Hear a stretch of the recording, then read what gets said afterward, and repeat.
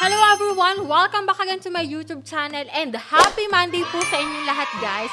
Alam ko, excited kayo ngayong araw kasi meron naman tayong another set of 5 lucky winners sa ating pa-GCash giveaway. O diba, ang bilis ng araw, Monday na naman pala. Tapos hindi pa nakiklaim lahat ng mga nanalo yung kanilang prizes. Naku, kaya kung ikaw po ay hindi pa nakiklaim yung prizes mo at nanalo ka, panoorin mo po yung last Monday video ko kasi naka-insert doon yung mga names ng nanalo at kung sino yung nanalo sa ating pa-cellphone giveaway. Ngayon nga, Monday na naman. Ngayon po, i-announce ko ulit yung 5 lucky winners for this week.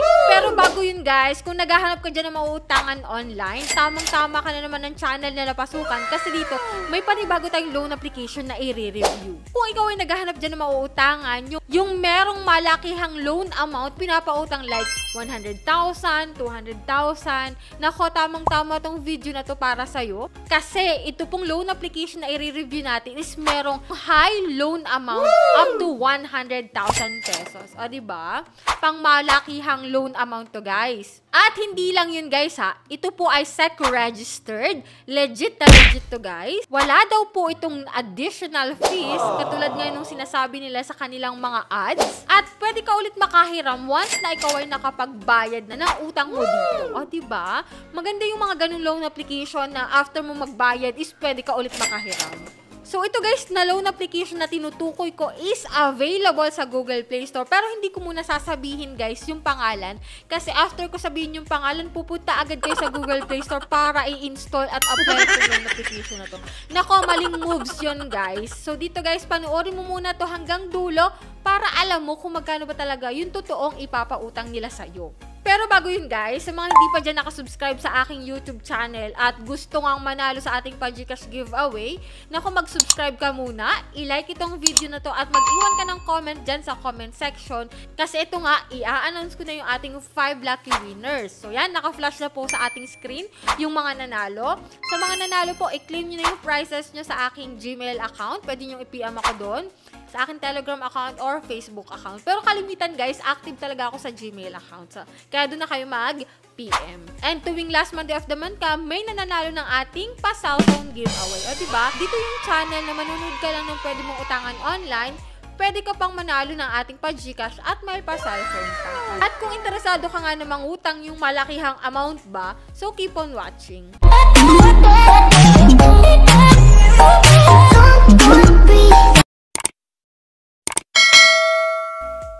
Ayan no, disclaimer, hindi po tayo agent or promoter nitong loan application na babanggitin ko dito. And ito nga po ay si Peso Loan, Quick Cash Loan. Available ito guys sa Google Play Store. Meron siyang 4.6 stars and as of now guys, 927 reviews pa lang siya.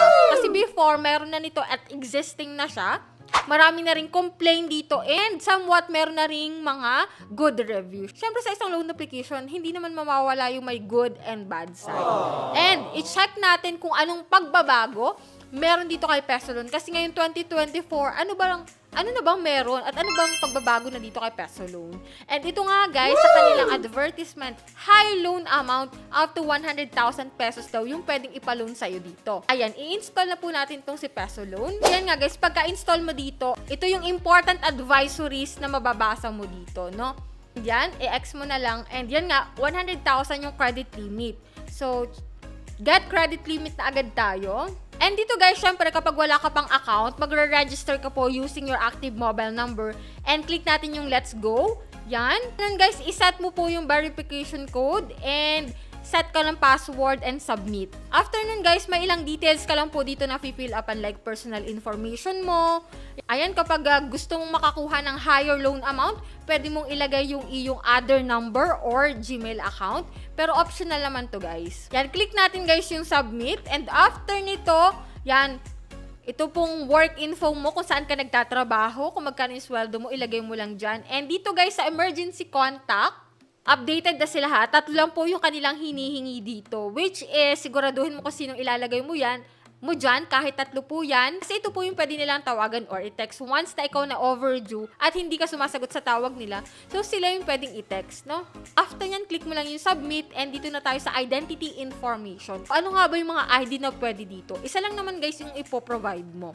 And dito nga guys, ang pwede is UMID, SSS card, driver license, PRC ID, passport, pag-ibig, GSIS ID, national ID, voters ID, postal ID, TIN, and PhilHealth card. So, pwede dito guys, oh. Ayan, ilagay mo lang yung information na makikita sa ID mo and click natin yung submit. So, after nun guys, ito, i-click natin tong loan immediately. And yan, congrats, Cherry, o, diba? We are working on your credit limit. Kindly wait for a few seconds. So, magwi-wait pa tayo dito pala. Pero nag-congrats na siya, ha? And, yan. O, ayan, lumabas na yung aking loan amount. So, hindi pala guys 100,000. So, bilang first time, kasi gumawa ko ng another account ko dito kay Peso Loan, 10,000 lang po yung na-approve sa akin. Pero, hindi ko sure kung 10,000 talaga.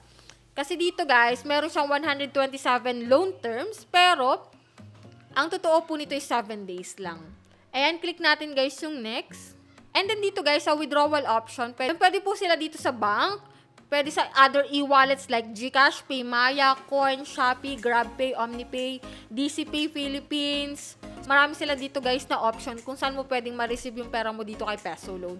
So, click lang natin guys yung submit. And yan nga guys, after facial recognition, so ito, click natin yung submit dito. And yan, we have received your loan application and will process it as soon as possible. So, under assessment pa daw yung loan natin dito. So, balikan natin siya after ilang minutes para makita natin kung approve ba tayo dito or hindi.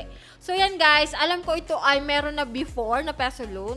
Para po dyan sa mga nakapag-loan na dito kay Peso Loan, paki-share po ng experience ninyo para at least yung mga bago pa lang magta-try is malalaman nila na ganito pala yung ipapalon dito kay Peso Loan. Pero nagbasa ako guys ng ilang reviews about dito kay Peso Loan at ito nga yung nabasa ko. Ito nga guys, a Google user, nag-share siya dito na ang loan amount na na-approve sa kanya is 2,000 pesos at ang makukuha lang daw is 1,200 or 1,200.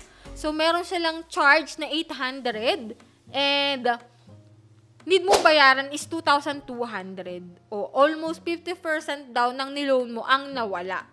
So, yan. Yan yung una kong nabasa, no? And then, dito nga sa pangalawa, for 2,500 daw na loan approved, 1,500 daw ang to be collected and just payable in 14 days. And, meron daw na 1,000 to be interest. So, please think about everything Peso Loan. So, bago kayo mag-loan, think twice, pag-isipan nyo mabuti kasi ito nga, no, may mga nag-share na nakapag-loan na dito kay Peso Loan. Ayan, meron pang isa, to high interest.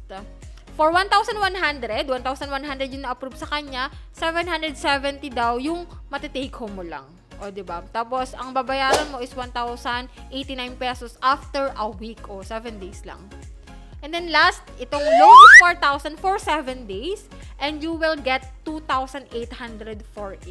So na, hard pass. So yan guys, yung ilang reviews about dito kay Peso Loan. So nasa sa inyo na talaga yung decision kung maglo-loan pa rin kayo dito kay Peso Loan kahit dun sa advertisement niya is 100,000 pesos. Talagang nakakapang-engganyo, nakakakaakit i-click yung ganong loan application pag mataas yung pwedeng i-pa-loan sa'yo. Pero at the end, after mo mag-fill up, after mo mag-apply, hindi naman pala ganun kalaki and malaki din yung kaltas. Ayan, that's all for today. Sana may nakuha kayong konting idea about dito kay Peso Loan. And wag muna kayong mag-a-apply agad sa isang loan application. Manood muna kayo ng reviews para wala na tayong sisisihin pa sa huli, di ba? Sa mga hindi pa dyan nakasubscribe sa aking YouTube channel, naku, pakiclick na po yung subscribe button. I-on nyo na rin po yung notification bell para updated kayo sa mga ganitong updates sa isang loan application and sa mga bagong loan application na naglalabasan ngayon. So, that's all for today. So, bye-bye na muna guys!